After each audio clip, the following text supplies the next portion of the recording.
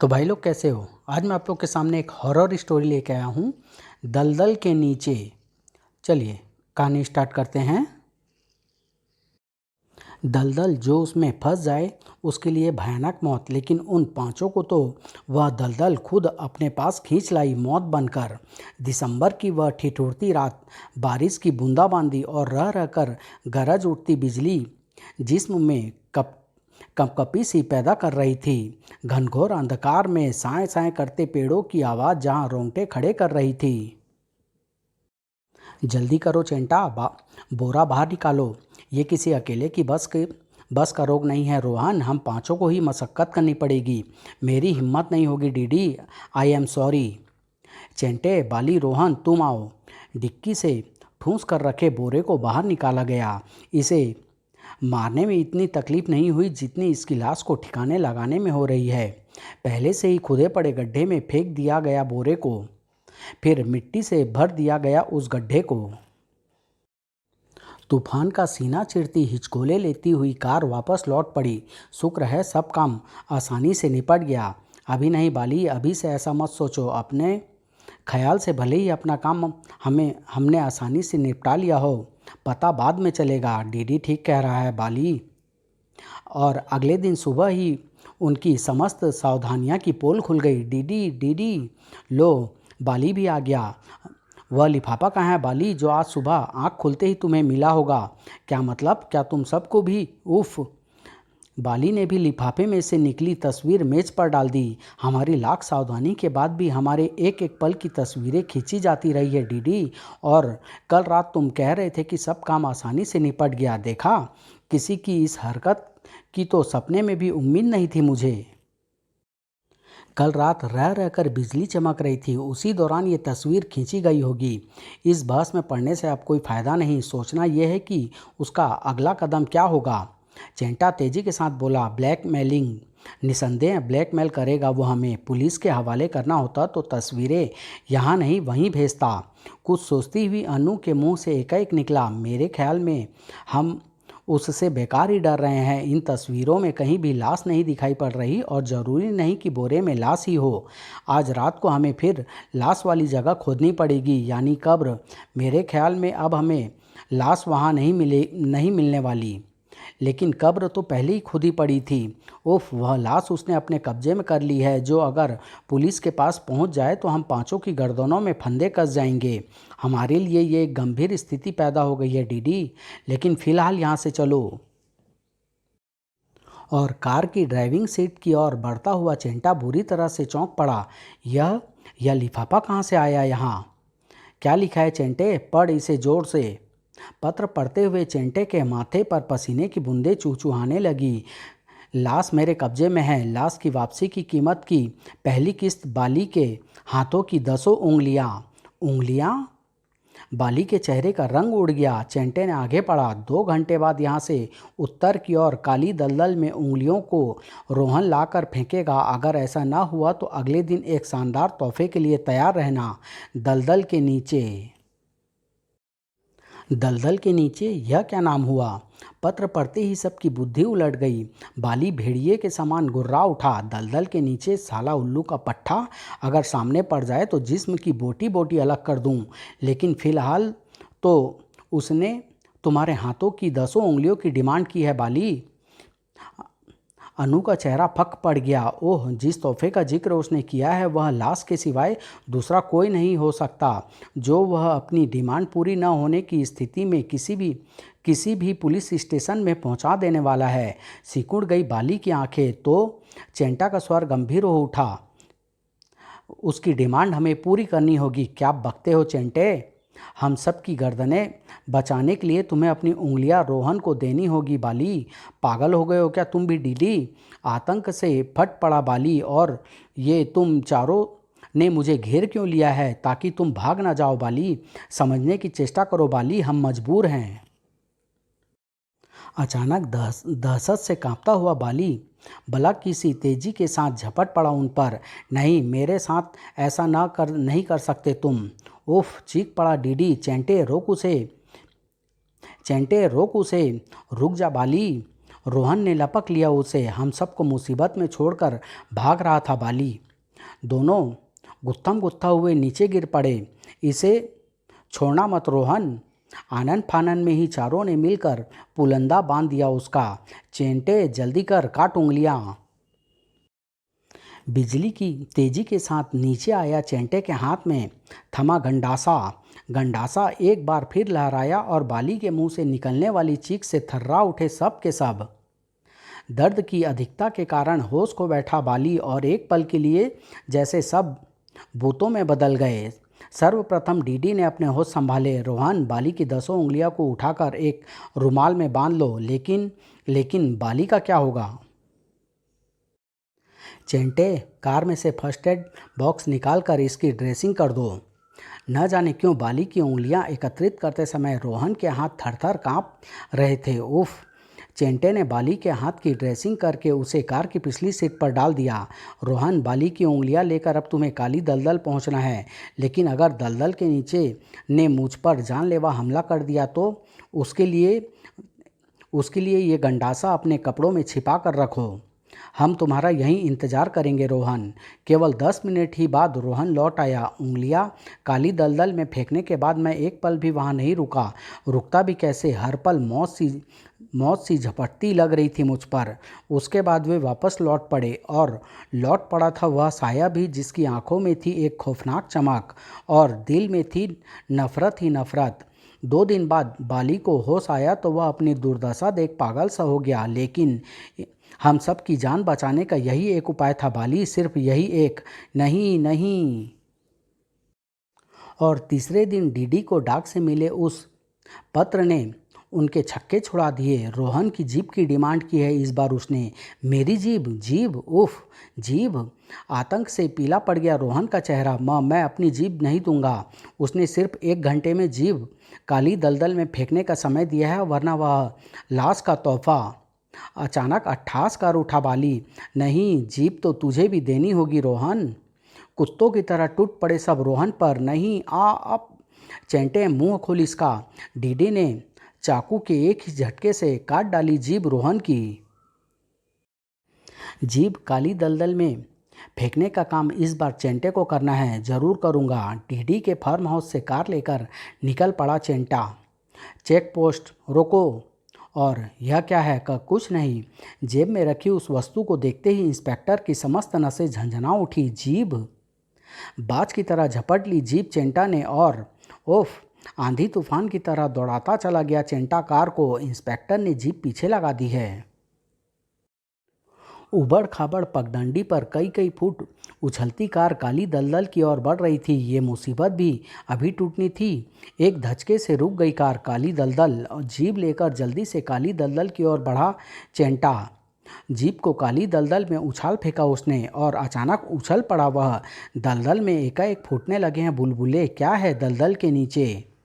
इसी पल थर्रा उठा वह। उफ! यह क्या? नहीं, रोंगटे खड़े हो गए उसके। मुंह से निकलती भयानक डकार, जिस्म पसीने से लथपथ, होशो हवास खराब। इंच भर तक न हिल सका चेंटा। भयानकता ही ऐसी निकली थी दलदल के नीचे से। इधर पुलिस दस्ता निरंतर आगे बढ़ रहा था। सड़क से उतरकर कार के टायरों के निशान जो इधर ही जा रहे हैं। अब इधर साहब, वह खड़ी है कार। ओह! वह कहाँ गया? इसी पल बुरी तरह से उछल पड़ा इंस्पेक्टर। उफ! ओह! इंस्पेक्टर के देखते ही देखते चेंटा पूरा का पूरा दलदल में समा गया। ये मरने के लिए भागा था क्या मेरे पंजे से बचकर? काली दलदल में धंसने के बाद तो हाथी की लाश का भी पता नहीं चलता, पर वह जीप किसकी थी उसकी जेब में। उधर चेंटे का इंतजार करते डीडी, बाली और अनु के होश उड़े जा रहे थे। ये चेंटा अभी तक लौटा क्यों नहीं? सुबह के 5 बज गए हैं। लौट आना चाहिए था उसे अब तक। रोहन को होश आया, अभी बेहोश है। अरे, पुलिस आ रही है डीडी। पुलिस पुलिस पुलिस का सामना किया डीडी और अनु ने। तुम्हारा कोई हितैषी जो तुम्हारी कार लेकर गया था अब काली दलदल के नीचे समा चुका है। क्या चेंटा मर गया? नो, मुझे केवल ये पता करना है कि वो जीभ किसकी थी जो दलदल में समाने से पूर्व उसकी जेब में थी। जीभ उसके उनके फक पड़े चेहरे इंस्पेक्टर की निगाहों में आने से बच न सके। इंस्पेक्टर के जाने के बाद अगर इंस्पेक्टर फार्म हाउस की तलाशी लेने लगता तो उसे मेरी उंगलियां भी कटी मिलती और रोहन की जीभ भी, ये कभी हम ये ना बता पाते कि यह हादसे क्यों हुए हमारे साथ। डीडी, मेरे दिमाग में एक विचार अभी कौंधा है। कहो अनु, कहीं ऐसा तो नहीं है कि जिस लाश से हम इतना डरे हुए हैं वह कभी काली दलदल की गहराइयों में समा गई हुई हो। इससे पहले कि वह अज्ञात ब्लैकमेलर अगला पत्र भेजे, क्यों न हम काली दलदल जाकर कुछ ऐसे सबूत ढूंढें जिससे मेरी बात साबित हो सके और दलदल के नीचे का रहस्य खुल सके। अनु ठीक कह रही है डीडी, वरना उस हरामजादे का खतरा 24 घंटे हमारे सिर पर नंगी तलवार बनकर लटकता रहेगा। ओके, लेकिन रोहन, उसे भी मेरी तरह परिस्थितियों से समझौता करना ही पड़ेगा। उसी शाम हमने भी उसकी हत्या के लिए बड़ा ही मनहूस दिन चुना था डीडी।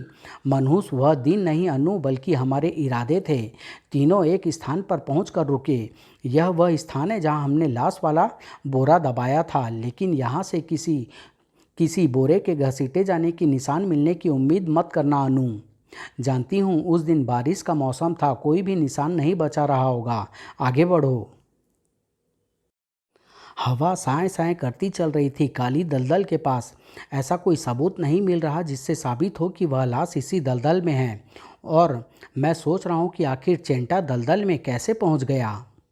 अचानक एक तेज आवाज़ से तीनों बुरी तरह लड़खड़ा कर गिरे। आह उफ, अरे यह क्या था। ऐसा लगा जैसे ज़मीन के नीचे तेज़ी से कुछ निकल गया। डीडी डीडी, मुझे डर लग रहा है, यहाँ से चलो डीडी, प्लीज़ यहाँ से चलो। ज़मीन के नीचे से वाकई कुछ निकल गया था, जो कि निकल कर आया था दलदल के नीचे से। फार्म हाउस में बिल्कुल अकेला था रोहन। जीभ कट जाने से गूंगा हो गया था वो। जीभ कट जाने के एहसास से पागल सा उठा रोहन। अपने बाल नोच डाले उसने। ठीक इसी पल दहशत सी सवार हो गई उस पर। आंखें देख रही थी एक विचित्र दृश्य। कमरे में जैसे भूकंप आ घुसा था। इधर हलक फाड़ कर अत्यंत चीखने का प्रयत्न भी व्यर्थ गया उसका। भूकंप ने ज्वालामुखी का रूप धर लिया। ऊ ऊ रोहन की गूंगू मौत की हिचकी में बदल गई। ठीक उसी पल बाहर आकर रुकी डीडी की कार। कार से बाहर निकलते ही बुरी तरह से लड़खड़ा गए तीनों संभल कर खड़े हुए। ये तो वही दलदल वाला कटका था डीडी। डीडी, यह सब क्या था डीडी। मेरी तो खुद बुद्धि उलट गई है। फिर रोहन का ध्यान आते ही सब तेजी के साथ आगे बढ़े। रोहन को अब तक होश आ गया होगा और मैं सोच रहा हूँ कि दलदल से चला वह भूकंपीय झटका कहीं यहाँ कोई प्रलय तो नहीं मचा गया कहीं। रोहन, डीडी प्लीज चुप रहो। फिर भीतर पहुँचते ही अनु की चीख से गूंज उठी वह इमारत। रोहन, मुझे इसी बात का डर था। ये सब कैसे हुआ। ये सब उसी झटके की बदौलत हुआ है बाली, जो दलदल से चला और रोहन को समाप्त कर वापस लौट गया। इसका मतलब फिर चेंटा भी इसी झटके का शिकार हुआ होगा। आंतकिक सी अनु चीख पड़ी। लेकिन यह झटका है क्या भला। डीडी और बाली दोनों के पास इस प्रश्न का कोई उत्तर नहीं था। तीनों रोहन के कमरे से बाहर निकल आए। अब इस लाश का क्या करेंगे। इसे तुरंत ठिकाने लगाना होगा। अगर उस इंस्पेक्टर को इस लाश की भनक लग गई तो वह गड़े मुर्दे उखाड़ डालेगा। अनु, तुम मेरे साथ आओ। डीडी ने अनु की मदद से लाश नीचे उतारी। रोहन की लाश की भयानक सूरत देखकर अनु की झुरझुरी होने लगी। डीडी, इस प्रकार की हत्याएं केवल प्रेत आत्माएं कर सकती हैं। मैंने तुमसे राय मांगी थी क्या अनु। लाश को कार की डिक्की में डाल दिया गया। आओ अनु, बैठो। अनु कार में आ बैठी। लाश को कहाँ ठिकाने लगाओगे डीडी। इस जगह से दूर कहीं भी। कार के पीछे ही वह तूफान भी चल पड़ा था। जमीन के नीचे नीचे तूफान बढ़ रहा था अपनी पूरी तेजी के साथ। फिर अचानक ही एक झटके के साथ कार रुक गई। इसे क्या हुआ पता नहीं, तुम बैठो, मैं देखता हूँ। डीडी बोनट खोलकर इंजन की किसी गड़बड़ी का पता लगाने की चेष्टा कर रहा था। सब कुछ तो ठीक है। सब कुछ ठीक ही तो नहीं था डीडी। कार सही जमीन में खींची जाने लगी। अनु भी, ओ माय गॉड डीडी बचाओ। डीडी के देखते ही देखते कार अनु सहित जमीन में समा गई। बुरी तरह लड़खड़ा कर गिरा डीडी। Oh no! अंडरग्राउंड तूफानी झोंका तेजी से निकल गया। बाली व्यग्रता के साथ इंतजार कर रहा था डीडी तथा अनु के लौटने का। चैंग और रोहन की हत्याएं क्या सचमुच प्रेत आत्माओं ने की होगी? इसी पल भड़ाक से खुला दरवाज़ा। और कौन हो तुम? मुझे नहीं पहचाना कुत्ते? दलदल के नीचे को भूल गए तुम? दलदल के नीचे तो तुम वह लेटर भेजने वाले ब्लैकमेलर हो? उसे पहचान कर बुरी तरह से चौंक पड़ा था बाली। आगंतुक गला फाड़कर एक भद्दी हंसी हंसा, फिर खतरनाक ढंग से गुर्राया। बाली, अगर मैं यहाँ तेरा गला दबा दूँ तो तू कुछ भी नहीं कर सकेगा। नहीं, लेकिन मैं तुझे ऐसे नहीं मारूंगा बाली। वह तो एक आसान मौत होगी, तुझे तो एक भयानक मौत मरना है बाली। नकाबपोश मुड़ा और भड़ाक की आवाज़ के साथ दरवाज़ा वापस बंद हो गया। नहीं! आतंकिक सा चीखता चला गया बाली। खोलो, दरवाज़ा खोलो, कोई है? डीडी, अनु, कोई है? कोई है?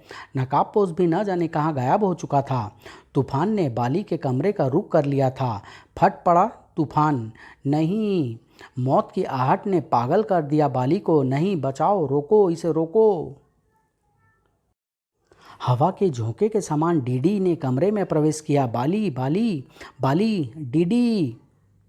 फर्श पर मुक्के बरसाता चीख पड़ा डीडी। नहीं! कौन हो तुम? कौन हो तुम? बाली, मैं आ रहा हूँ बाली। बाली को रोक पाने की वह पहली व आखिरी कोशिश ही व्यर्थ गई डीडी की। जवाब तुरंत मिला डीडी को। दिल जैसे उछलकर हलक में आ फंसा उसका। नस नस तन गई। सूखे पत्ते से कांपते डीडी के होशोहवास उड़ गए। मौत एक ठोस हकीकत है जिसकी जिस रूप में आनी है वह जरूर आएगी, किंतु फिर भी मौत को सामने देख इंसान उससे बचने के लिए क्या नहीं करता। नहीं, तू मुझे नहीं मार सकती डायन, मैं भाग जाऊंगा, तू मुझे नहीं पकड़ पाएगी। अंधाधुंध भागा डीडी। बादलों की भयानक गड़गड़ाहट में चीखे तक दम तोड़ गई थी उसकी। भागा भागा भागा और फिर अचानक एक ठोकर खाकर नीचे गिरा। उठा तो और भी बुरी तरह से उछल पड़ा। तुम कौन हो तुम? बाली के भयानक सिर की जगह नजर आया था वह नकाबपोश। तुझे अपना परिचय देना मैं जरूरी नहीं समझता हरामजादे। तेरे लिए इतना बता देना ही बहुत होगा कि वो बोरा मैंने ही वहाँ से गायब किया था। तुम कमीने कुत्ते! नकाबपोश पर झपट पड़ा डीडी। इसी पर नकाबपोश के उस घूंसे ने डीडी के मस्तिष्क के समस्त तार एक साथ झंझना दिए। पागल कुत्ते की मौत मरेगा तू डीडी। आह! बता, किसकी लाश थी वो जिसे बोरे में बंद करके दफना दिया था तुम पांचों ने? वो लाश तुम्हारे 4 साथियों को बेरहमी से मार चुकी है डीडी। बता कौन थी वो? और हताश सा चीख पड़ा डीडी। वो लाश मेरी पत्नी गीता की थी, जिससे दहेज के नाम पर कुछ हासिल नहीं हुआ था मुझे। सेठ भाटिया की बिगड़ी हुई ड्रग एडिक्ट लड़की अनु से शादी करके मैं उसकी जायदाद पाना चाहता था। तब फिर चैंटे के दिखाए रास्ते पर चलो डीडी। उसके लिए तुम्हें अपनी पत्नी गीता को रास्ते से हटाना होगा। मैं हटा दूंगा उसे रास्ते से आज रात को। हमने उस रात मार डाला उसे। तेरा मरना जरूरी है, तभी हम पांचों दौलत से खेल सकेंगे। लेकिन तुमने लाश गायब कर दी। वह लाश कहाँ है? मुझे उसके पास ले चलो, मैं अपने पापों की क्षमा मांग लूँगा गीता से। वह लाश वहीं है डीडी, उस काली दलदल में। मैं तो लाश का विधिवत क्रियाक्रम करना चाहता था, लेकिन लाश खुद ही चीता से उड़कर दलदल में जा गिरी। यह सुनते ही डीडी दलदल की ओर भागा। गीता, मुझे माफ़ कर दो गीता। इसी पल दलदल का सीना फट पड़ा और गीता! डीडी एक झटके के साथ उछलकर दलदल में जा गिरा। नहीं गीता, मुझे क्षमा कर दो। नहीं। दलदल निगल गई डीडी को। उधर नकाबपोश ने अपने चेहरे से नकाब हटाया तो गीता, क्या तुम मेरी आवाज़ सुन रही हो? मुझे क्षमा कर देना गीता। उस रात तुमने मुझे फ़ोन किया। इंस्पेक्टर, मैं गीता बोल रही हूँ, मेरी जान खतरे में है, दरवाज़ा तोड़ा जा रहा है, प्लीज़ जल्दी आइए। मैं आ रहा हूँ गीता जी, आपका एड्रेस। लेकिन शायद उसी वक्त हत्यारों ने दरवाज़ा तोड़ दिया और तुम मुझे एड्रेस न बता सकी। मैंने फ़ोन के बूते पर ही तुम्हारा पता तलाश किया और जब तुम्हारे फार्म हाउस पर पहुंचा तो ओह, इस बोरे में शायद गीता की ही लाश है। मुझे पहुंचने में देर हो गई, लेकिन मैं उन हत्यारों को अपने ढंग से सजा देने का मन बना चुका था। लेकिन गीता उन दरिंदों को अपने हाथों से नहीं मार लेकिन गीता मैं उन दरिंदों को अपने हाथों से नहीं मार सका। इस बात का मुझे सदा अफसोस रहेगा। गीता, तुम कहाँ हो गीता? लेकिन चारों ओर हवा की तीव्र साए साए के अलावा और कुछ भी सुनाई नहीं दिया था इंस्पेक्टर को। और उस साए साए में दलदल के नीचे से निकलकर दलदल की मौत यानी गीता की आत्मा अपना बदला लेने के पश्चात अब शांत होकर निकल चली थी। समाप्त।